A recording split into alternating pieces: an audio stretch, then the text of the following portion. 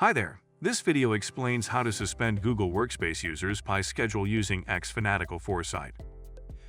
Manually suspending inactive or temporary users can be time-consuming and prone to errors.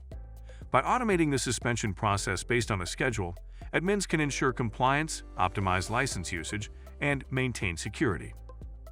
With xFanatical Foresight, IT admins can efficiently manage user suspensions with precision and ease.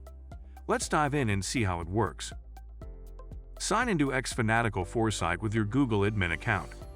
Go to the Templates page. Click the Suspend Users by Schedule template. In the Templates, go to Suspend Users by Schedule page, click Copy Rule. For the first-time use of the template rule, and dialog action needed will display requesting necessary permissions required to copy the rule. Click Connect with Google and authorize the permissions. Upon authorization, a dialog titled Copy of Suspend Users by Schedule will display. In the Edit Triggers time screen, select the future time using Date and Time Picker when you want the user to be suspended. In both the Suspend User actions, provide the primary email of the users to be suspended. Optional, add more Suspend User actions if needed. Click Review. In Rule Name, customize the automation rule name. Click Create. The rule is created in the Rules page. Verify automation.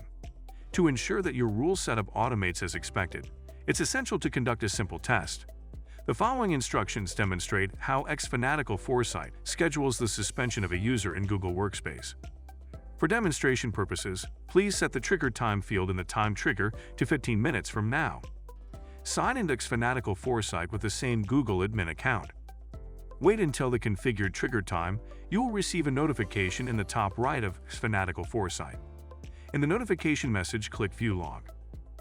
In the Logs greater than Log Details page, the Rule History section explains the automation history and task xFanatical Foresight as automated on behalf of your Google account.